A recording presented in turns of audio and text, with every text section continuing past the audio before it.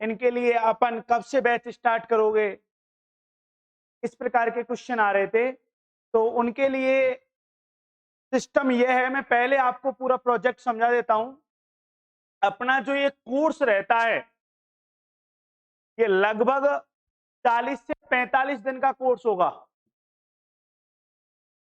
अपना जो course complete होगा ये लगभग 40 से 45 दिन का होगा। और जहां से जहां तक सेंट्रल यूनिवर्सिटी का एंट्रेंस जो एग्जाम होगा ये 25 से 30 जुलाई के अप्रोक्सीमेट होगा आपका। यदि अपन यूनिवर्सिटी की बात करें तो लगभग अपन को 10-5 दिन बाद अपने आरयू का एग्जाम होगा।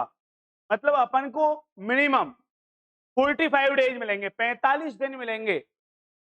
और इस एग्जाम के लिए 40 से 45 दिन ही हमेशा मिलते हैं। इस एग्जाम के लिए हमेशा क्या आएगा, पेपर कैसे आएगा, सर सिलेबस कैसे कवर करवाओगे, तो उसके बारे में मैं आपको बता देता हूं। अपन ने जो ग्रेजुएशन में पढ़ा है, बीएससी में जो ग्रेजुएशन में अपन ने स्टडी की है, कोई भी सब्जेक्ट से आप एंट्रेंस एग्जाम दे रहे हो तो ग्रेजुएशन का पोर्शन आएगा अपना। जैसे बीएससी में आपने 9 पेपर में डिवाइड कर रखा है, 10 बुकें हैं आपने, 3 पेपर फर्स्ट ईयर में, 3 पेपर सेकेंड ईयर में, 3 पेपर फाइनल ईयर में। तो ये कंप्लीट आएंगे अपने, ठीक है। सर हमने पढ़ रखे हैं, क्या हमको डेरिवेशन करने हैं वहां पे? एक बात को ध्यान सुनो, ये 40 से 45 दिन में पेपर को आपको किस प्रकार तैयार किया जाता है, यहां पे डायरेक्ट अपने जो रिजल्ट होते हैं डेरिवेशन के या कोई भी थ्योरेटिकल कॉन्सेप्ट है उसका जो रिजल्ट है वो डायरेक्ट आपसे पूछा जाता है। कैसे? जैसे आपसे बात कर लिया मैक्सवेल का प्रथम समीकरण, मैक्सवेल की फर्स्ट इक्वेशन, 4 ऑप्शन दे दिए, कौन सा सही है बताइए? लाप्लास इक्वेशन कौन सी सही है? लाप्लास ऑपरेटर, ये मैं आपको बोल रहा हूं, ये एग्जाम में आए हुए क्वेश्चन है, ध्यान सुनो, इस प्रकार क्वेश्चन आता है। तो अपन 40 से 45 दिन में कवर कैसे करेंगे?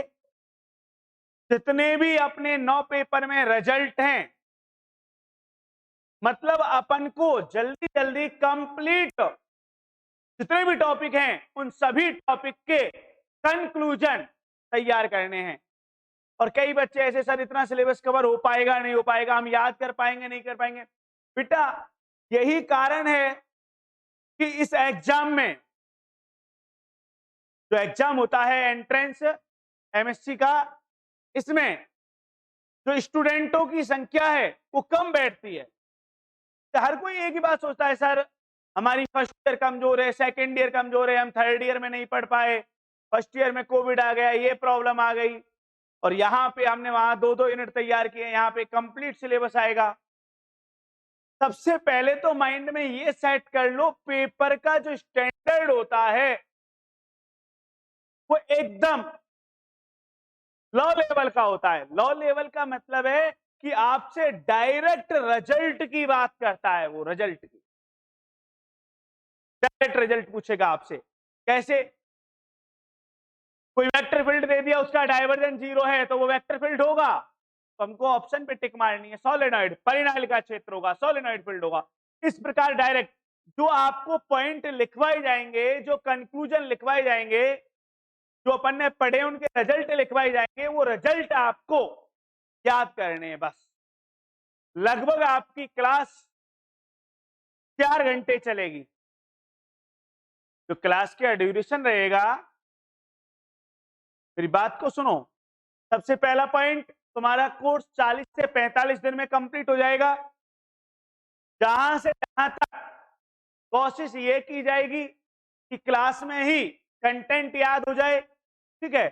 और कुछ डेटा ऐसे हैं जो आपको क्लास कंप्लीट होने के बाद प्रैक्टिस करनी है। प्रैक्टिस के लिए आपको क्वेश्चन की प्रैक्टिस के लिए एक तो एंट्रेंस एग्जाम की अपन टेस्ट सीरीज चलाएंगे, सही है सर? ठीक है, आपको कुछ मॉडल टेस्ट भी दिए जाएंगे और एक प्रैक्टिस के लिए असाइनमेंट। जैसे अपन जो पेपर स्टार्ट करेंगे उस पेपर का पहले ही एग्जाम पैटर्न पर असाइनमेंट उपलब्ध करवा दिया जाएगा। जैसे मान लो अपन मैकेनिक्स स्टार्ट कर रहे हैं, इलेक्ट्रोमैग्नेट स्टार्ट कर रहे हैं, क्वांटम कर रहे हैं, इलेक्ट्रॉनिक, जो भी पेपर स्टार्ट कर रहे हैं, आपको उसका ऑब्जेक्टिव, जिस प्रकार एग्जाम आता है, एग्जाम में क्वेश्चन पूछा जाता है, उसी फॉर्मेट पर आपको असाइनमेंट मिल जाएगा प्रैक्टिस करने के लिए। ठीक है, क्लास में क्वेश्चन करवाए जाएंगे वो अलग है। बेटा आपको इस प्रकार तैयारी करवाई जाएगी कि कहीं कोई किसी प्रकार की प्रॉब्लम नहीं आएगी। यदि अपन लास्ट ईयर की बात करें तो लास्ट ईयर अपने डिपार्टमेंट, राजस्थान यूनिवर्सिटी डिपार्टमेंट की बात कर रहा हूं, फर्स्ट रैंक अपनी थी और बाकी सेकंड थर्ड की तो बात ही क्या करें, फर्स्ट अपनी, सेकंड अपनी, थर्ड अपनी, और लगभग 15 से 17 स्टूडेंट, अब वो कंफर्म नहीं है 15 थे या 17-18 के अप्रोक्सीमेट स्टूडेंट थे जो अपने सेलेक्ट हुए। टोटल 40 सीटें राजस्थान यूनिवर्सिटी के अंतर्गत।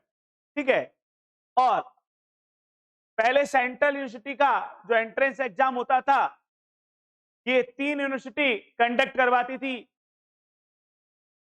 हरियाणा वाली, पंजाब और अपने किशनगढ़ वाली जो रीजनल कॉलेज है। ठीक है, अब ये सेंट्रल यूनिवर्सिटी सभी और कई स्टेट यूनिवर्सिटी भी इसमें पार्टिसिपेट कर रही हैं और कई स्टेट लेवल पर जो अच्छी अच्छी प्राइवेट यूनिवर्सिटी हैं वो भी इसमें पार्टिसिपेट कर रही हैं। वो सेंट्रल यूनिवर्सिटी का जो CUET अपना एंट्रेंस एग्जाम होगा इसी के बेस पर MSc में एडमिशन लेंगे। ठीक है, तो हाँ, एक प्रश्न है जो आपके मन में बार बार रहेगा, सर क्या तब तक कोर्स हो पाएगा हमारा? बेटा मैं क्या बोल रहा हूं, आपकी क्लास 4 घंटे चलेगी और टारगेट ये रहेगा कि आपका कोर्स 40 दिन में, क्योंकि यहां पे डेरिवेशन नहीं करवाना, आपको थ्योरी नहीं लिखवानी, आपको डायरेक्ट एग्जाम में क्या पूछा जाएगा, कैसे पूछा जाएगा, जो अपना टॉपिक है उसका ओनली सारांश लिखाना है, समरी लिखानी है और वो आपको समझानी है। मेरी बात को सुन रहे हो? तो 3-4 घंटे जो आपकी लगातार क्लास चलेगी उसको कंटिन्यू लगातार फुल कंसंट्रेशन के साथ बस सुनना है, उसको देखना है फुल कंसंट्रेशन के।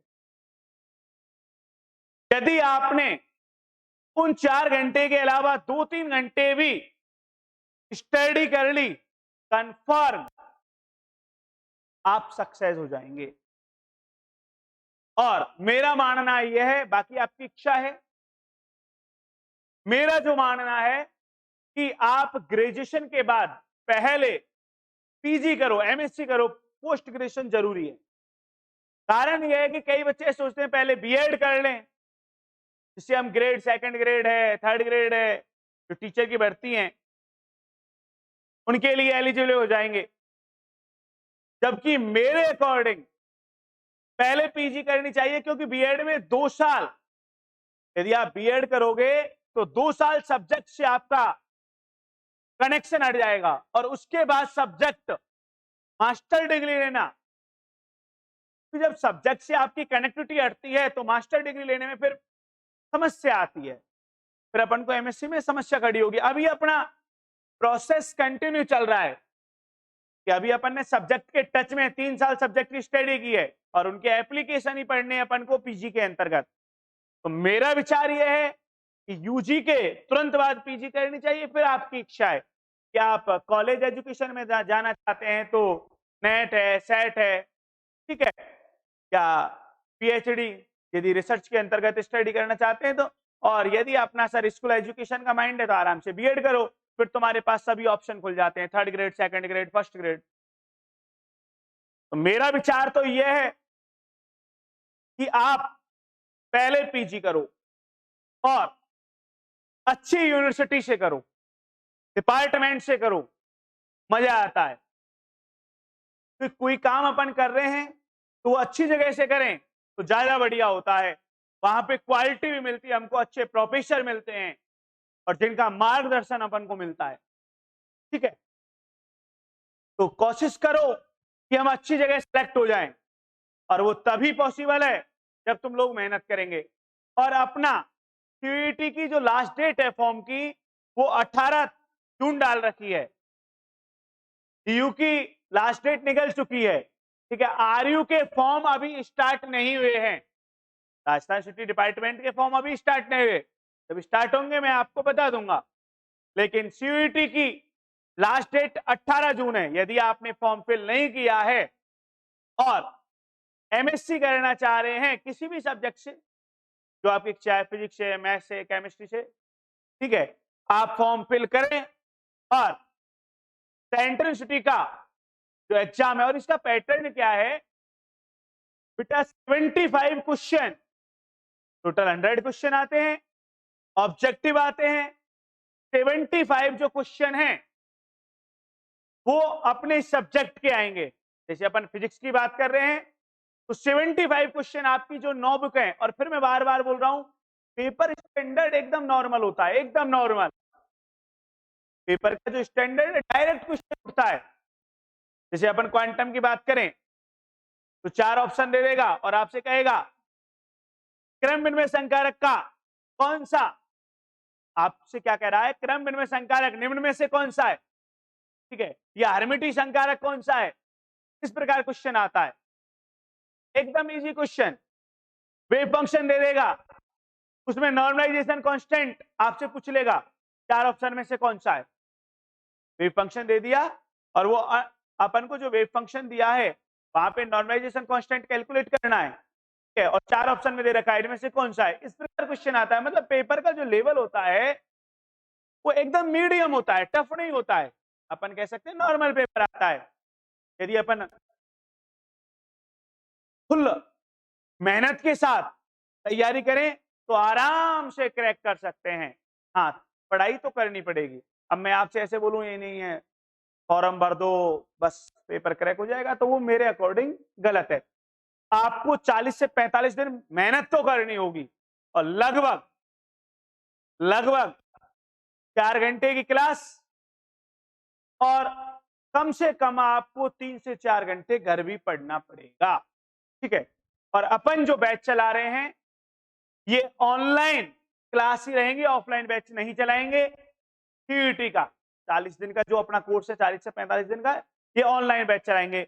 और इसमें क्योंकि बेटा 9 पेपर कराने हैं तो इसमें हम तीनों टीचर कराएंगे, लोकेश सर, धाकड़ सर और मैं।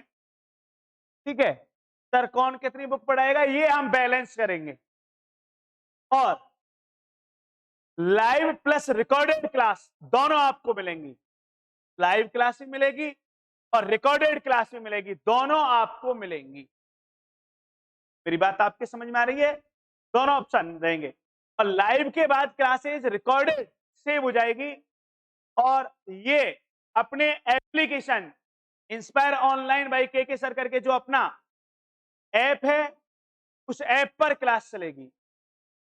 ठीक है, कई बच्चे ऐसे हैं सर हम लाइव क्लास नहीं ले पाते, तो बेटा कुछ समय बाद ये कंटेंट में, जो कंटेंट का ऑप्शन है अपने ऐप में, वहां पे लगभग 2 से 3 घंटे बाद आपको मिल जाएगी। लाइव के तुरंत बाद जिन बच्चों ने लाइव लिया है कोई प्रॉब्लम ही नहीं है, लेकिन कई बच्चे ऐसे रहते हैं लाइव क्लास नहीं ली सर हमको रिकॉर्डेड देखनी है, तो लाइव क्लास होने के बाद 2-3 घंटे में क्लास आपको कंटेंट वाले ऑप्शन में मिल जाएगी। ठीक है भैया, ये अपना सिस्टम रहेगा, तीनों टीचर पढ़ाएंगे। तो कोर्स आपको हम 40 दिन में भी करवाना है, सबसे इंपॉर्टेंट बात ये भी है।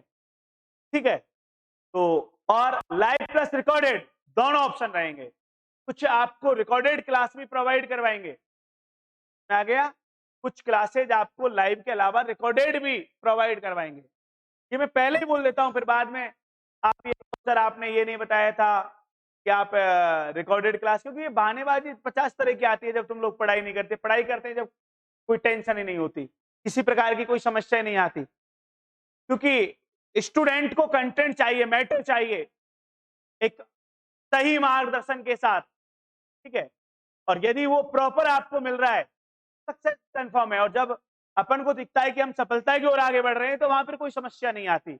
और जब तुम लापरवाही करते हो, तो फिर तुम्हारे पास एक ही ऑप्शन होता है, अब किसी की टांग पकड़ के खींचो, तो वो आप डायरेक्ट टीचर पर डालते हो कि ये टीचर की कमी रही, इस कारण हमारा सिलेक्शन नहीं हुआ, अदरवाइज हम सिलेक्शन ले जाते। एक बच्चा पूछ रहा है सर क्लासेज अधिकांशतः आप जो रखोगे वो लाइव ही रखोगे, क्या नाम है इसका, क्या नाम है? हाँ विकास।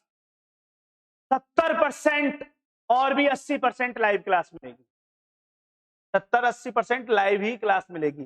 जैसे क्लासिकल मैकेनिक्स है, तो उस क्लासिकल मैकेनिक्स की मैंने आपको क्लासेस रिकॉर्ड कर रखी है, तो मैकेनिक्स की आपको मैं रिकॉर्डेड क्लास प्रोवाइड करवाऊंगा। लगभग उस पेपर का 70% पार्ट मैंने आपको रिकॉर्ड कर दिया, क्योंकि बेटा ये 40 दिन में हमें कोर्स कराना भी होता है, सबसे इंपॉर्टेंट बात ये भी होती है, ठीक है। इसलिए टीचर को और लाइव इतने लंबे आप क्लास ले नहीं सकते, तो दोनों ऑप्शन देने पड़ते हैं आपके लिए, लाइव का भी और रिकॉर्डेड का भी, ठीक है। चलो अपने टॉपिक पे आते हैं। अब अपन क्लास को भी स्टार्ट कर देते हैं। ये आपकी इंफॉर्मेशन वीडियो हो गई, ठीक है। अब अपन क्लास के बारे में बात करते हैं। तो सबसे पहले बताओ कौन सा पेपर स्टार्ट करें? एनीवे, और कोई डाउट है किसी प्रकार का, आप कमेंट करके पूछ सकते हो, मैं आपके कमेंट देख रहा हूं, ठीक है। फिर अपन क्लास स्टार्ट करें।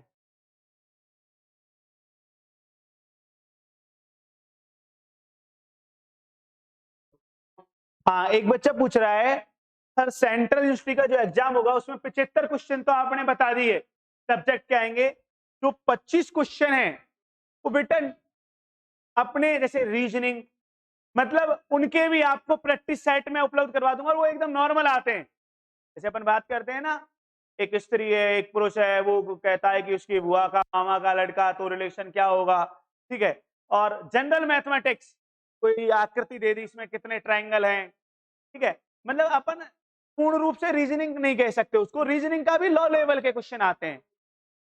यदि अपन कहें तो जनरल एप्टीट्यूड के क्वेश्चन कह सकते हैं, ठीक है। तो 25 क्वेश्चन एकदम नॉर्मल आएंगे।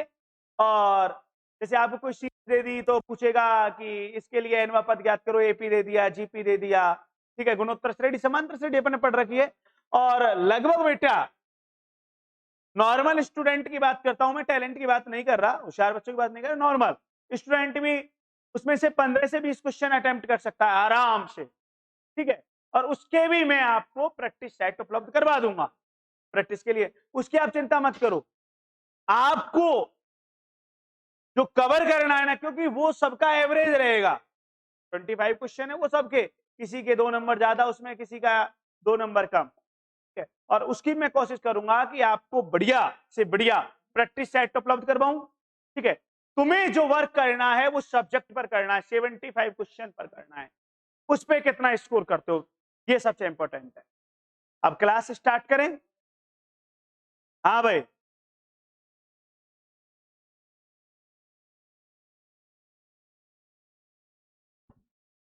हाँ किसी का और कोई डाउट है तो बताओ कमेंट करके। अब एक बच्चा पूछ रहा है सर आरयू के पैटर्न से ही करवाओगे? मैंने क्या बोला, राजस्थान यूनिवर्सिटी का, सेंट्रल यूनिवर्सिटी का सेम सिस्टम है, सिर्फ इतना सा अंतर है, हाँ कंटेंट सेम है, पेपर में ये अंतर है कि राजस्थान यूनिवर्सिटी का जो पेपर होता है उसमें 100 क्वेश्चन आते हैं सब्जेक्ट के। मैं आरयू के बारे में बता रहा हूं, पहले सेंट्रल यूनिवर्सिटी सीयू के बारे में बता रहा था। सीयूटी का जो पेपर है इसमें 75 क्वेश्चन सब्जेक्ट के आते हैं, 25 क्वेश्चन जनरल एप्टीट्यूड के आते हैं, जो एकदम इजी होते हैं, ठीक है। और राजस्थान यूनिवर्सिटी की बात करें तो बेटा 100 क्वेश्चन आते हैं, 100 ही अपने सब्जेक्ट आएंगे, और इसमें से क्या करते हैं वो 70% रेशियो निकालते हैं और 30% आपके ग्रेजुएशन का लेते हैं।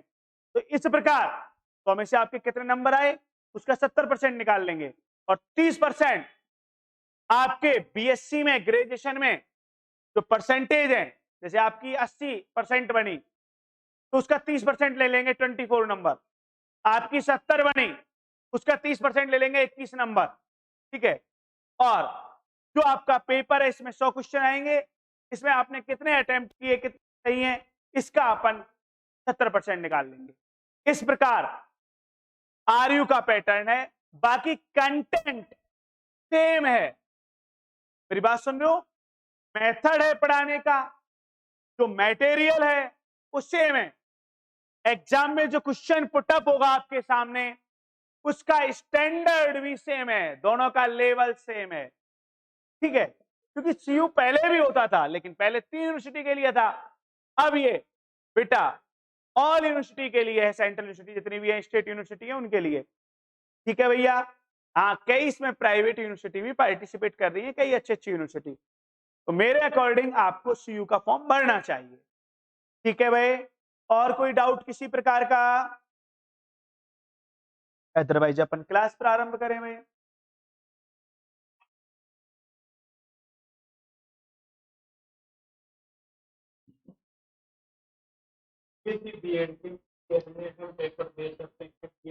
रुचिका आप पूछ रहे हो बीएससी बीएड के किस ईयर में हम पेपर दे सकते हैं? 4th ईयर में बेटा, गुड़िया 4th ईयर में। हाँ बीएससी बीएड वालों भाई,